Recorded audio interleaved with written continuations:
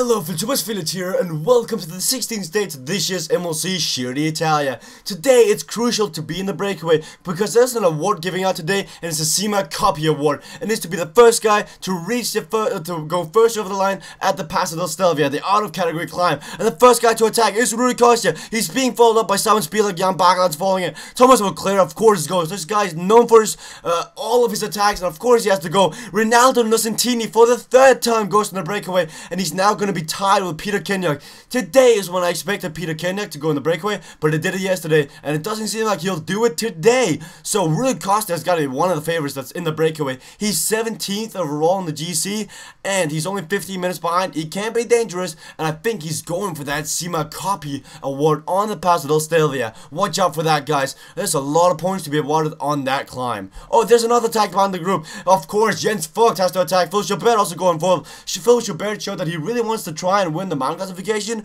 and so he has to attack today and get those points.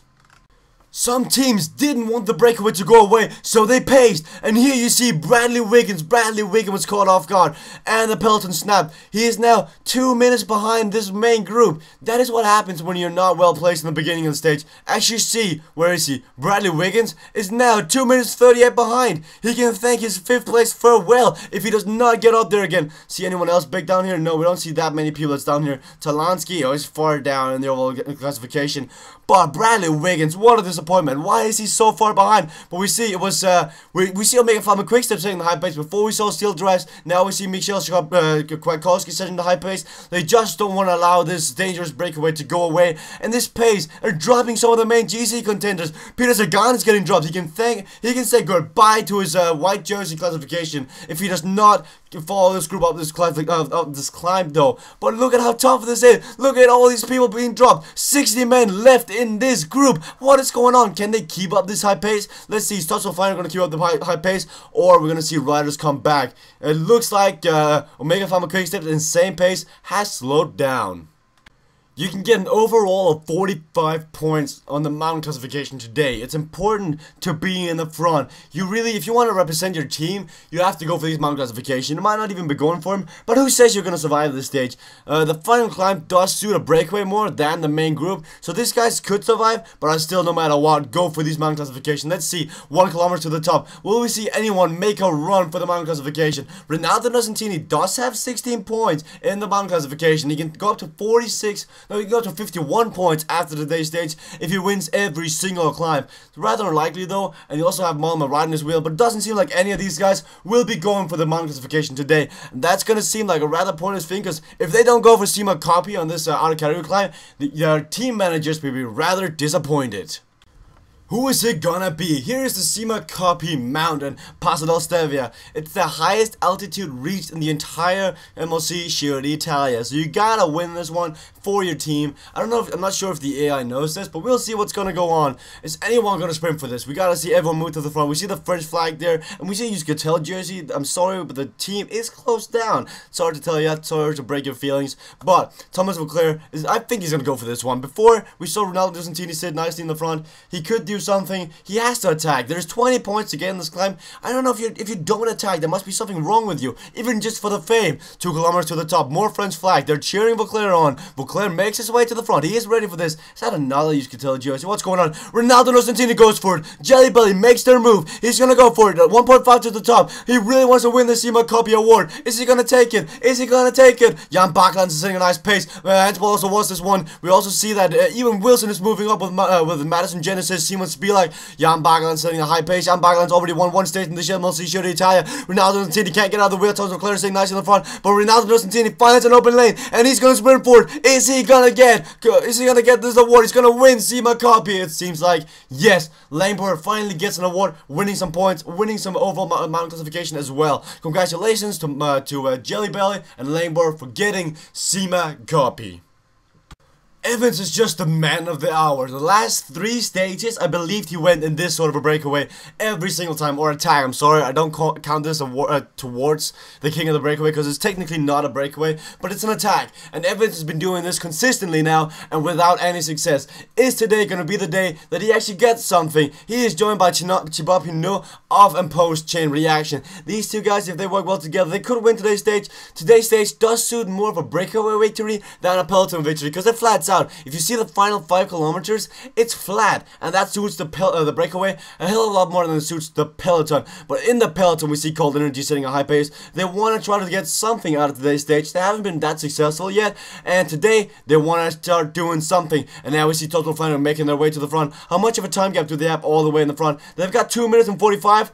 I want to put my money on this breakaway winning. Who's it going to be though? I could not spot that. I think it's time that Rui Costa in that World Championship jersey wins something. 25 kilometers to go. The main peloton is going to reach this climb real soon, and they're going to have a tough time, I can tell you that, because the build up to the finale is really tough, but the finale itself is not that tough. You see the black parts, you see the orange parts, you see the dark orange parts. These are all parts where you have to be ready, and I expect Valverde to attack. Valverde and Mollema needs to do something, and also Cold Energy. I mean, if they really set the build up for this, who are they going to go for? That's what I'm wondering. Are we going to see Jacob Volsang try to do something? He did very well yesterday's stage, and we see him moving up now. We actually see him moving up. He's 13th overall in the GC, and he's not that well placed though. Peter Sagan is sitting nicely here. He's 20th overall in the GC. Is he going to do anything today's stage? He's a man that if he survives all the way to the finale, he could actually win this, but he has to survive some black ports first. And he's only got 73 mountain, and it's going to be rough. We see Alejandro Valverde moves up. Alejandro Valverde and Michel Scarponi are both moving up, and we see the Total Flanner train trying to react. Total Flanner is trying to react with a high pace. Bentancur and Valverde are working together. We saw this yesterday as well. Meanwhile, we see where's Mollema? Where is Mollema? I don't see Mollema. Mollema's sitting here. I just gotta get used to him being in this jersey. Oh, Heshadal's getting blocked. We see some Team Optum strategies here. He's getting blocked. Oh, but the high pace is really high. The pace is so high at the moment. Valverde's trying to get away. The Total Flanner train is still pacing. They're still pacing. They're alongside. Peter Sagan is trying to survive. Peter Sagan knows that he has to be one of the favorites for today's stage if he gets to the finale. But Total Flanner still got 3 guys up here doing strong. Where Richie Porte is trying to attack away. Richie Porte is trying. At least he's trying to follow his high pace. This pace is insane. But it looks like Bentancur, Valverde, and Scarponi are going to get a gap. When are we going to see Ryder Heshadal react to this? And where is he? Oh, Mollema is down here. Bakim Mollema is halfway down in this main group. Oh, he needs to use a lot of energy to get up there. This might be the day that Mollema cracks. He's not looking good so far. Ryder Heshadal is up here. He's still got Dan Martin, and he's actually just got Dan Martin pacing for him. We got to see if Ryder Heshadal drives for his own chances soon. Oh, the breakaway still has a minute on the main group, but only 40 seconds on this favorites group. Oh, can they do it though? Can they do it? Evans is sitting nicely and just hanging on to Bentancur's wheel. Evans, this might be the day that you finally win a stage. You've been trying to attack every single day, and you have to do something. Roman Bardet is setting a nice pace for Heshadal. Mollema made his way to the front. Wiggins is back in this group. Matthias Franks goes on the outside. This is the day that Matthias Franks might go to win a stage.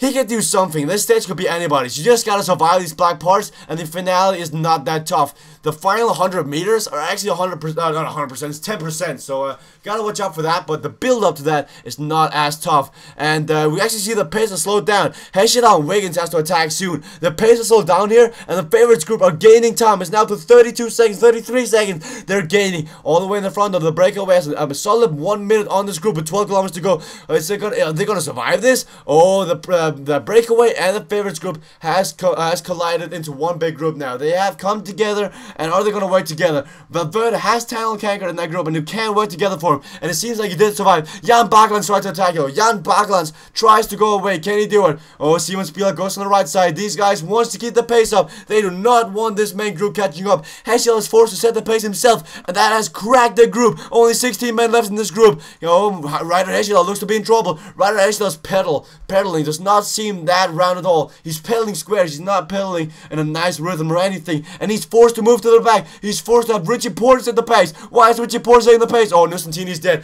Nusantini seems to be dead.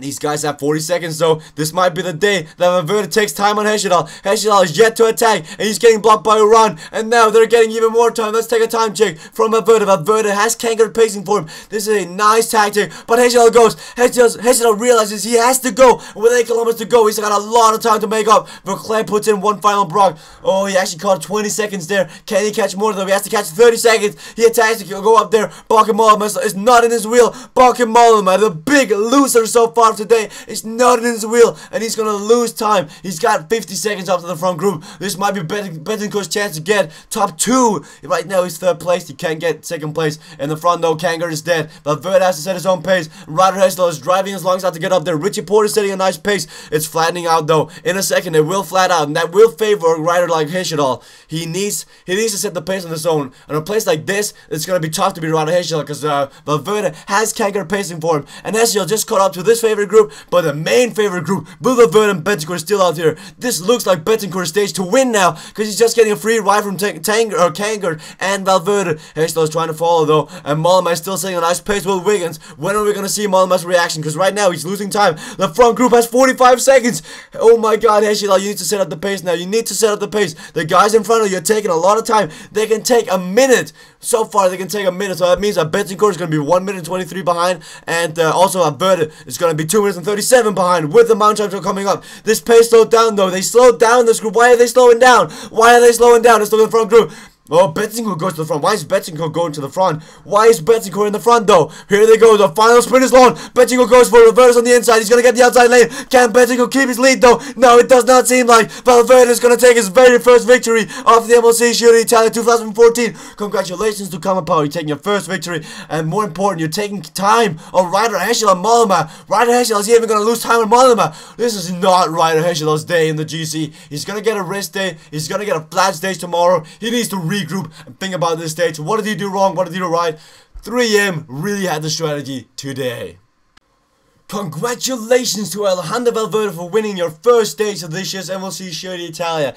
He took a solid minute and 19 on Hesjedal, plus the 20 bonus seconds. Oh, Hesjedal gotta watch out. There's still the Mont-Saint-Colin and the time trial on the mountain time trial. And yes, we see here, Hesjedal only has an 18-second gap down to Mollema. Betancourt is 52 seconds behind, while Valverde is getting close. He is getting really close. I would watch out for Betancourt and Valverde. Those guys are looking strong, while Mollema might take this jersey at some point. Hesjedal needs to ride for his own chances. The overall points classification is held by Betancourt. So, yes, but Kill could actually take this. If Betancourt does not win another stage, and neither does Mollema, and neither does Hesjedal, I think Kill could actually take this, because now tomorrow we'll have a flat stage, and the final stage is also a flat stage, so it's possible. And we see Ronaldo Nocentini actually staying in the mountains jersey, sprinting for the Cima Coppi was smart, because he's now wearing that mountain classification, and he got points towards the official rankings of the MLC, so congratulations. And this was the day that the guy lost his 2nd place in the overall young guys classification, but Betancourt still got a solid grab in this. He was really the young guy to go for in this year's MLC Giro d'Italia. Congratulations to Davide Devato. You really look like you have a strong guy right there. And Team 3M makes their way back into the overall team classification with what they did with Talon Kangaroo and Alejandro Valverde today. Congratulations on holding that as of this moment, but we'll probably see Team Autumn do something at some moment, because they gotta try to do something. But I've got sad news for some people. A lot of guys are banned. Look at all these guys who did not make the time cup today. So that means that we have some black jersey contenders who are out of this year's MLC Giro d'Italia. So the current holder of this is now James Stemper of Tinkoff Saxo Bank. Congratulations, Coronan. You're now the current holder of the black jersey. Also, Barry Marcus might be able to contend for this. But look at all these guys abandoning, and there'll be more soon. Tomorrow's a flat stage, then we have another mountain stage, then we have the time trial, then we have Mont-Saint-Colin, and that is the end to the MLC Giro d'Italia this year. So, let me hear. Who do you think is going to win it? Who do you think is going to win the Maglia Rosa? It's going to be a close race. Let me hear it. We're going to look in the end on the very final stage to see who was right and who wasn't.